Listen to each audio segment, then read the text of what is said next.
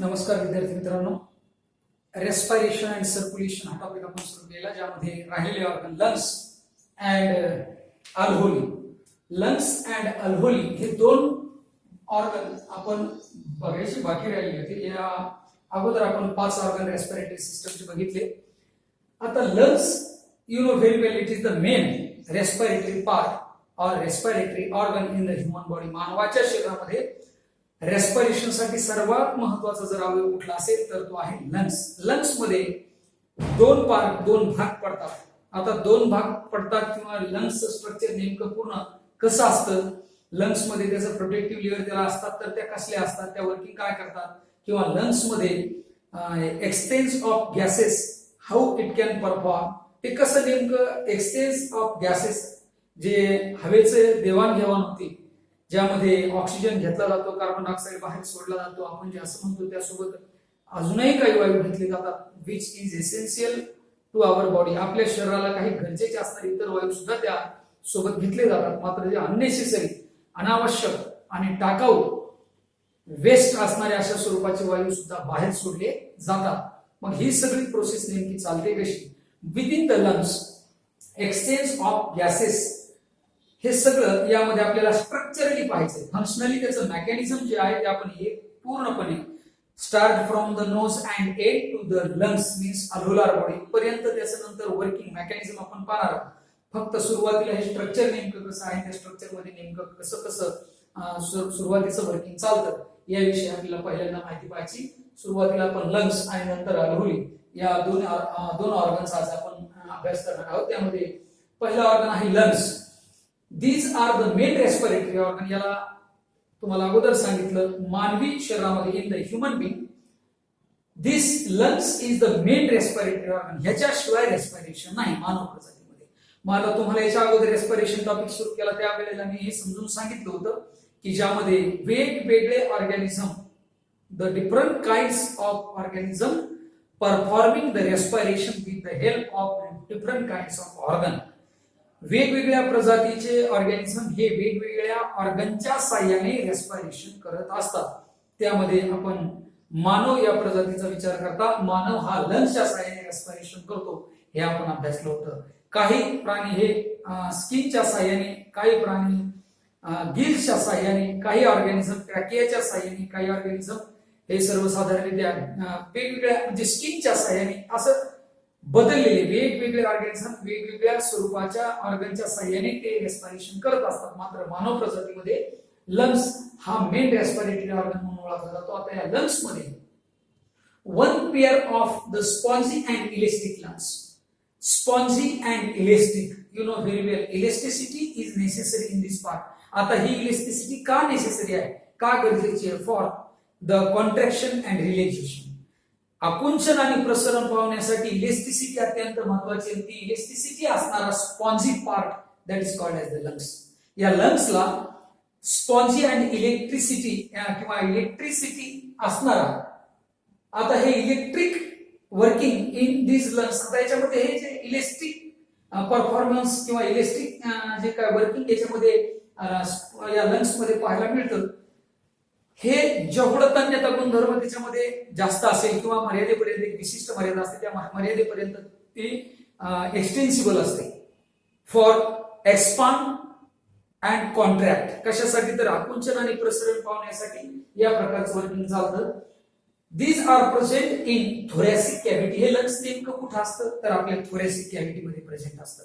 आता इलेस्टिसिटी गुणधर्म किंवा ज्याला आपण इलेस्टिक गुणधर्म असणारा हा ऑर्गन लंग्स हा आपल्या थोरॅसिक केज मध्ये किंवा थोरॅसिक कॅव्हिटी मध्ये, थोरॅसिक केज आणि थोरॅसिक कॅव्हिटी, केजच्या आत, थोरॅसिक केज म्हणजे छातीचा पिंजरा ज्याला आपण म्हणतो त्याच्या आत असणारी जी पोकळी आहे त्या पोकळीमध्ये हा लंग्स हा ऑर्गन आपल्याला पाहायला मिळतो. यामध्ये या थोरॅसिक कॅव्हिटी मध्ये असणाऱ्या लंग्स मध्ये त्याचे दोन भाग पडतात. आता ते कसे? Each lung is enclosed and protected by a double pleural membrane. आता याच्यामध्ये प्रत्येक लंग्स म्हणण्यापेक्षा लंग्स हे एक असतं, त्याचे दोन लोब असतात. आता दोन लोब म्हणजे लंग्सचे दोन भाग पडले, एक लेफ्ट लोब आणि दुसरा राईट लोब, असे दोन भाग पडतात. हे प्रत्येक भाग किंवा पूर्ण लंग्स हे प्लुरल मेम्ब्रेनच्या साहाय्याने, त्याला डबल प्लुरल मेम्ब्रेन असं म्हटलं जातं, हे डबल प्लुरल मेम्ब्रेनच्या साहाय्याने पूर्ण लंग्स हे प्रोटेक्टिव्ह असतं किंवा त्याला त्याच्यापासून सुरक्षा मिळत असते. आता लंग्सला सुरक्षा ह्याच्यासाठी पाहिजे की तो एक्सचेंज ऑफ गॅसेस म्हणजे हवेची देवाणघेवाण रक्तामध्ये डायरेक्ट मिसळवण्याचं काम हे लंग्स करून केलं जातं. विशेषतः त्या अल्व्होलार बॉडीज लंग्सला जोडलेले असतात, त्यांच्या माध्यमातून हे ट्रान्सफर केलं जातं आणि हे ट्रान्सफर हवेचं किंवा देवाणघेवाण जी चालते ती या प्लुरल मेम्ब्रेनच्या साहाय्याने त्याला प्रोटेक्टिव्ह नेचर पुरवत असते. त्यामध्ये आउटर परायटल मेम्ब्रेन एक असतं किंवा आउटर परायटल लेअर ज्याला आपण म्हणतो एक, आणि इनर व्हिसरल मेम्ब्रेन ही दुसरी लेअर. या दोन लेअर या लंग्सला प्रोटेक्टिव्ह नेचर किंवा प्रोटेक्टिव्ह फंक्शन ही परफॉर्म करत असतात. इनर जे असते त्याला इनर व्हिसरल मेम्ब्रेन असं म्हणतात आणि आउटर जे असते त्याला आउटर परायटल मेम्ब्रेन असं संबोधलं जातं. Between these two pleura is a pleural cavity filled with a lubricating fluid. That fluid are called as the pleural fluid. Listen, इथं प्लुरल फ्लुइड असा संदर्भ तुम्हाला विचारला जाऊ शकतो. So what is the meaning of plural fluid? हे plural fluid म्हणजे दुसरं तिसरं काय नाही. बिटवीन दिस टू प्लुरा, आता हे प्लुरा काय आहे तर मेम्ब्रेन आहे, एक आउटर मेम्ब्रेन आणि एक इनर मेम्ब्रेन, जे कुणाची सुरक्षा करतं तर ते लंग्सची सुरक्षा करतं. लंग्सची सुरक्षा करणारं जे मेम्ब्रेन आहे त्याला प्लुरल मेम्ब्रेन असं म्हटलंय.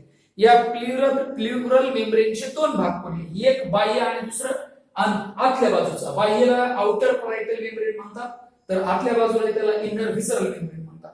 या दोन्ही मेम्ब्रेनच्या मधून एक कॅव्हिटी असते, त्या कॅव्हिटीला प्लुरा कॅव्हिटी किंवा प्लुरल कॅव्हिटी असं म्हटलं जातं. ती प्लुरल कॅव्हिटी भरलेली असते किंवा ती filled with a lubricating fluid. ती कॅव्हिटी लुब्रिकेटिंग फ्लुइडनं फिल्ड झालेली असते किंवा भरलेली असते आणि त्या लुब्रिकेटिंग फ्लुइडला या ठिकाणी प्लुरल फ्लुइड असं संबोधलं जातं. आता इकडे लक्ष द्या, एक मिनिटासाठी पुन्हा सांगतो. आपल्या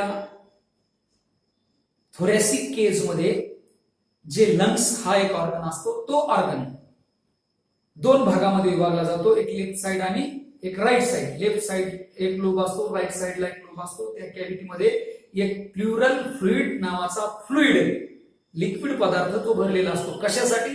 for the lubrication of lungs. आता लुब्रिकेशनची काय गरज, एक गोष्ट सांगतो. कुठल्याही गोष्टीचं सारखं वर्किंग होत असेल तर त्याचं घर्षण होऊ शकतं. घर्षण होऊन त्या पेशी मृत होऊ शकतात किंवा ते पूर्ण मटेरियल हे घासून घर्षण होऊन नष्ट होऊ शकतं. ते घर्षण होऊन नष्ट होऊ नये यासाठी त्याला लुब्रिकेटिंग होणं गरजेचं आहे किंवा त्याला लुब्रिकेटिंग करणं गरजेचं आहे. आणि म्हणून लंग्स आकुंचन प्रसरण आपण 1 मिनिट सुद्धा श्वसनाविना राहू शकत नाही.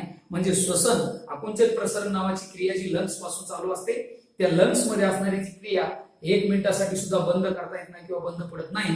आणि म्हणून त्याचं घर्षण होऊ नये यासाठी त्याला लुब्रिकेट केलं जातं. ते लुब्रिकेट कुठल्या फ्लुइडच्या साहाय्याने केलं जातं तर हे जे आउटर आणि इनर मेम्ब्रेन, त्या आउटर मेम्ब्रेनला आपण काय म्हटले परायटल आणि इनर मेम्ब्रेनला व्हिसरल मेम्ब्रेन असं म्हटलंय. या आउटर आणि इनर दोन्ही मेम्ब्रेनच्या साहाय्याने एक फ्लुइड त्या ठिकाणी सिक्रेट केला जातो, जो फ्लुइड त्या कॅव्हिटीमध्ये भरलेला असतो, फुलफिल असते. ती कॅव्हिटीमध्ये असणारा तो लिक्विड ज्याला आपण प्लुरल फ्लुइड असं म्हटलंय, तो फ्लुइड या ठिकाणी लंग्सला लुब्रिकेट ठेवण्याचं काम करत असतो. आता तुमच्या लक्षात आलं असेल की श्वसन संस्थेमध्ये असणारा सर्वात महत्वाचा अवयव लंग्स, याला लुब्रिकेट का केलं जातं तर त्याचं घर्षण होऊ नये यासाठी लुब्रिकेट करणारा फ्लुइड त्याला प्लुरल फ्लुइड असं म्हणतात. It is secreted by the membranes. हा फ्लुइड मेम्ब्रेनच्या साहाय्याने सिक्रेट केला जातो किंवा त्या मेम्ब्रेन कडून सिक्रेट केला जातो. कोणतं मेम्ब्रेन? ज्याला आपण प्लुरल मेम्ब्रेन म्हटलं. प्लुरल मेम्ब्रेन दोन भागात विभागले, एक आउटर आणि एक इनर. आउटरला आपण परायटल म्हटलं तर इनरला व्हिसरल म्हटलंय. या प्रकारचे दोन मेम्ब्रेन त्याच्याकडून ते सिक्रेट केला जातो. The right lung is larger and divided into 3 loops. आता हे मात्र थोडासा चेंज आहे, तो थोडासा चेंज या ठिकाणी लक्षात घेणं गरजेचं आहे. जो राईट साइडचा लंग्सचा जो लोब आहे, तुम्हाला सांगितलं लंग्स हे दोन भागामध्ये, दोन लोब मध्ये विभाजित झालं. त्यापैकी राईट साइडचा जो लोब आहे, जो 3 लोब मध्ये विभाजित झालाय. परत तो कशामध्ये? त्याचे 3 लोब पडतात. राईट साइडचा जो लोब आहे लंग्सचा, त्याचे 3 भाग पडतात. आणि जो लेफ्ट साइडचा लंग आहे, means while the left lung is smaller and divided into 2 lobes. डाव्या साइडचा लंगचा लोब थोडासा लहान असतो आणि उजव्या साइडचा लंगचा लोब थोडासा मोठा असतो. जो उजव्या साइडचा मोठा लोब असतो त्याचे 3 भाग पडतात आणि जो डाव्या साइडचा थोडासा छोटा भाग असतो, छोटा लोब असतो लंग्सचा, त्याचे दोन भाग म्हणजे दोन लोब मध्ये ते विभाजित होतं. या ठिकाणी लंग्सचे जर स्मॉल आपण भाग बघितले, sub division of lungs, sub dividation of lungs, तर हे 5 भागामध्ये विभाजित होतं. लेफ्ट साइडचे 2 अँड राईट साइडचे 3 असे 5 लोब एकत्रितरित्या सब लोब म्हणून ओळखले जातात. मात्र मेन लंग्सचे हे दोनच लोब पडतात. या ठिकाणी लक्षात घेणं महत्त्वाचं आहे. Each lobe of the lungs has the terminal bronchioles. Listen. आता या प्रत्येक लोबला टर्मिनल ब्रॉन्क्युल्स असतात. आता टर्मिनल म्हणजे एकदम त्याच्या टोकाला, त्याच्या शेंड्याला किंवा त्याच्या एकदम लास्ट एंडला ब्रॉन्क्युल्स असतात, ending in a bunch of air sacs. आता त्याच्यामध्ये त्या टोकाला सर्वात शेवटी जे ब्रॉन्क्युल्स असतात त्याला त्या टोकाला एअर सॅक्स असतात. एअर सॅक म्हणजे pouch like structure, bag like structure, त्याला एअर सॅक असं म्हणतात. ते एकदम टोकाला त्याला ब्रॉन्क्युल्स असं समजलं जातं. Each with 10 to 12 अल्व्होली. म्हणजे प्रत्येक ब्रॉन्क्युल्सला सर्वात शेवटी ते एअर सॅक लाईक स्ट्रक्चर जे शेवटी असतं त्याला जवळपास 10 ते 12 अल्व्होली प्रेझेंट असतात. आता what is the meaning of alveoli? आता इथपर्यंत ब्रॉन्क्युल्स पर्यंत मी तुम्हाला समजून सांगितलं. आता अल्व्होली म्हणजे काय? आता bronchioles is nothing but it is the small part of trachea. हे तुम्हाला याच्या अगोदरच्या लेक्चर मध्ये समजून सांगितलंय की ट्रॅकियाचे divides and redivide they form the bronchioles. ट्रॅकियाला जर पुन्हा विभाजित केलं तर त्याला ब्रॉन्क्युल्स असं म्हणतात. मी त्याचं उदाहरण दिलं तुम्हाला आर्टरी आणि व्हेन्सचं. आर्टरीला डिव्हाइड अँड रिडिव्हाइड द आर्टेरिओल्स तयार होतात, व्हेनला डिव्हाइड अँड रिडिव्हाइड द व्हेन्युल्स तयार होतात. तसं trachea डिव्हाइड्स and redivide they form the ब्रॉन्क्युल्स असं सांगितलं होतं. मात्र या ठिकाणी अल्व्होली म्हणजे काय? या ब्रॉन्क्युल्स जे काय एअर सॅक तयार होते ते एअर सॅक सर्वात टर्मिनल एंडला असतं. त्या टर्मिनल एंडला असणाऱ्या एअर सॅकचं नंतर 10 ते 12 अल्व्होलीच्या साह्याने त्या ठिकाणी एअर एक्सचेंज केला जातो. मग नेमका हे अल्व्होली हा भाग नेमका काय आहे तर हे सुद्धा आपल्याला इथं पाहायचंय. So next organ in the respiratory system that is the alveoli. म्हणजे इथं आपण लंग्स ची माहिती बघताना दुसरा एक स्मॉल ऑर्गन ज्याला आपण अल्व्होली म्हणतो त्या अल्व्होलीची माहिती आता पाहणार. These are the thin walled lobulated structure. आता हे एक थिन वॉल्ड म्हणजे याची लेअर जी असते ही पातळ असते, एकदम थिन असते आणि थिन असून याचे लोबुलेटेड स्ट्रक्चर असतात. लोबुलेटेड स्ट्रक्चर लोबुल असे याचे लोबुलेटेड स्ट्रक्चर असतात. आता हे नेमकी lobulated structures like a bunch of grapes. तुम्ही ग्रेप्स बघितलेले आहेत, ग्रेप्स तुम्ही बघितलेले आहेत, खाल्लेले आहेत. त्या ग्रेप्सचा जसा बंच दिसतो, जसं की आपल्याला आपण अंगूरचा घोस असं म्हणतो, त्या अंगूरच्या घोशाप्रमाणे या ठिकाणी bunch of grapes like these alveoli is present on the bronchioles. त्या ब्रॉन्क्युल्सच्या शेवटी टर्मिनल एंडला 10 ते 12 अल्व्होली एकाच ब्रॉन्क्युल्सला आपल्याला पाहायला मिळतात. म्हणजे जसं द्राक्षाचा एक घोस असतो, त्या द्राक्षाच्या एका घोशाला अनेक द्राक्ष एकत्रितरित्या लागलेले असतात, ऍज लाईक दॅट स्ट्रक्चर. तसंच स्ट्रक्चर या ठिकाणी या अल्व्होलीचं आपल्याला पाहायला मिळतं. At the end of bronchioles means at the terminal end of bronchioles. ब्रॉन्क्युलच्या टर्मिनल एंडला. आता तुम्हाला हे समजणं गरजेचं आहे. परत पुन्हा पाठीमागे जाऊन सविस्तर तुम्हाला इथपर्यंत आणतोय. इकडे लक्ष द्या. ज्यामध्ये आपण सुरुवातीला ब्रॉन्क्युल्स कुठून निर्माण होतात तर ट्रॅकिया पासून निर्माण होतात. आता ट्रॅकिया डिव्हाइड्स अँड रिडिव्हाइड्स. ट्रॅकिया कुठून निर्माण झालेल्या तर इसॉफॅगस पर्यंत आलेल्या ट्रॅकिया. त्या ट्रॅकियाच्या नंतरचा भाग डिव्हाइड होऊन रिडिव्हाइड होऊन ब्रॉन्क्युल्स. हे ब्रॉन्क्युल्स म्हणजे ब्रॉन्क्युल्स नंतर रूपांतरित झाले कुठं लंग्स पर्यंत. लंग्सच्या सर्वात शेवटच्या टोकाला हे ब्रॉन्क्युल्स जेव्हा शेवटच्या टोकाला येतात त्या ठिकाणी अल्व्होली त्याला जोडल्या जातात.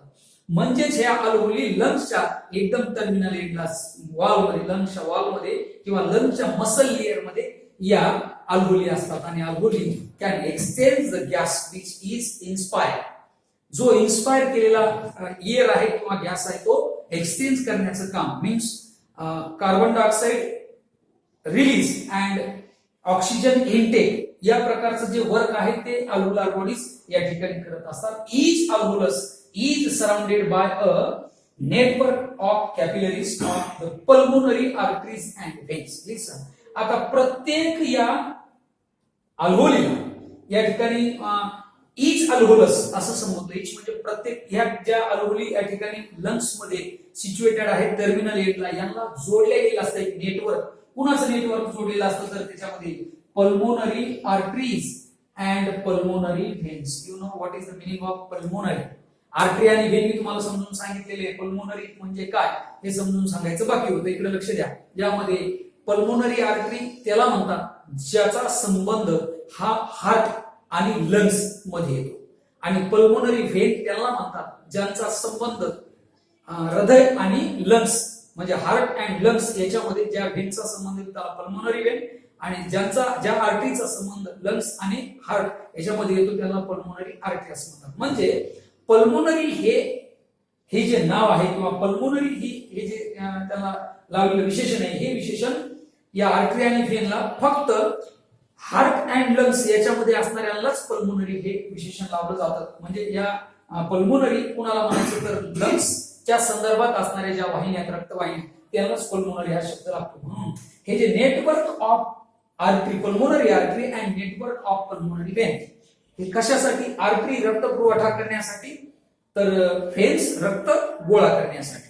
या प्रकारच्या पल्मोनरी आर्टरी आणि पल्मोनरी व्हेन्स नेटवर्क या अल्व्होलार बॉडीज किंवा अल्व्होलीमध्ये हे सर्वसाधारण त्या ठिकाणी गुंफलं जातं आणि त्या ठिकाणी एक्सचेंज केलं जातं. गॅस एक्सचेंज रक्ताच्या माध्यमातून केलं जातं. दिस have the highly elastic wall made up of a single layer of the squamous epithelium. याच्यामध्ये ह्या ज्या लेयर तयार झालेल्या असतात, या लेयर हायली इलेस्टिक वॉल्स म्हणजे त्यांच्यामध्ये तन्यता गुणधर्म हा भरपूर प्रमाणात असतो. कुणामध्ये? त्या आर्टरी आणि व्हेन्स मध्ये. कशासाठी? तर एअर त्याच्यामध्ये जास्त प्रमाणात घेणं किंवा जास्त प्रमाणात सोडणं, कमी किंवा अधिक त्याच्यावरती दाब जर येत असेल. फॉर एक्झाम्पल, आपण ज्या वेळेला रन ऍज फास्ट, जेव्हा आपण खूप पळतो त्यावेळेला आपण जास्तीत जास्त श्वसन करतो, जास्तीत जास्त आपण एअर फास्ट रित्या घेतो. मग त्यावेळेला या आर्टरीज आणि व्हेन्स वरती किंवा या प्रकारच्या नेटवर्क ऑफ कॅपिलरीज वरती कुठल्याही प्रकारचं एक्सटेन्शन, ताण येऊ नये त्यासाठी त्यांच्यामध्ये इलेस्टिसिटी खूप प्रमाणात आपल्याला पाहायला मिळते. आणि त्यामध्ये या स्क्वॅमस इपिथेलियम कडून हे एक्सचेंज ऑफ गॅसेस त्या ठिकाणी केलं जातं. This resting on the basement membrane of the connective tissue, आणि नंतर शेवटी कनेक्टिव्ह टिश्यूच्या साहाय्याने या ज्या आर्टरीज आणि व्हेन यांचं नेटवर्क आहे ते तिथं जोडले जातं. There are about the 70 millions alveoli, 700 millions. How many? 700 millions alveoli in the lungs. आता एका लंग्स मध्ये 700 मिलियन alveoli या प्रेझेंट असतात. ते provide the surface area for the exchange of gases, आणि या alveoli एक्सचेंज ऑफ गॅसेस साठी जो सरफेस एरिया असतो तो प्रोव्हाइड करण्याचं काम करतात. म्हणजेच सर्वात शेवट आपल्या जे गॅस एक्सचेंज होतो, आपण जो श्वास घेतो नाकावाटे, आणि तो घेतलेला श्वास आपल्या रक्तासोबत कुठे एक्सचेंज होत असतो तर तो अल्व्होलार बॉडीज मध्ये किंवा अल्व्होलीमध्ये तो गॅस एक्सचेंज केला जातो. आणि या पद्धतीनं श्वसन आपलं चालतं, ज्यामध्ये रक्तातला कार्बन डायऑक्साईड अल्व्होलीच्याच माध्यमातून बाहेर सोडला जातो, लंग्स मध्ये घेतला जातो कार्बन डायऑक्साईड, आणि लंग्स मधील ऑक्सिजन तो अल्व्होलीच्या माध्यमातून रक्तात मिसळवला जातो. This working performing by this organ alveoli, which is present at the end of these bronchioles in the lungs. Bronchioles lungs मध्ये असणाऱ्या bronchioleच्या टर्मिनल एंडला या alveoli प्रेझेंट असतात as a grapes like structure. जसं bunch of grapesचा बंच जसा असतो तशा प्रकारचं स्ट्रक्चर हे त्या ठिकाणी पाहायला मिळतं. आणि हे बघण्यासाठी बंच ऑफ ग्रेप्स असं जसं म्हटलंय, हे तसंच दिसतं की नाही ते बघण्यासाठी तुम्हाला मी एक डायग्राम काढायला सांगितली होती सुरुवातीला, ज्यावेळेला रेस्पिरेशन सुरू झालं तेव्हा ती डायग्राम तुम्ही परत एकदा ऑब्झर्व करा. आणि हे नाव त्याच्यामध्ये अल्व्होली किंवा अल्व्होलार बॉडीज हे तुम्हाला असं नाव त्याच्यामध्ये पाहायला मिळेल. त्याचबरोबर ब्रॉन्क्युल्स हे नाव त्याच्यामध्ये पाहायला मिळेल. असे जे काय नॉमेनक्लेचर आहेत ते सर्व नाव त्या डायग्राम मध्ये दिलेले आहेत. You can observe carefully. तुम्ही ते काळजीपूर्वक अभ्यासू शकता आणि करू शकता. या पद्धतीनं आजही आपण हे दोन ऑर्गन लंग्स आणि अल्व्होली या ठिकाणी अभ्यास केले. Remaining part we have study in next lecture. Okay, thank you.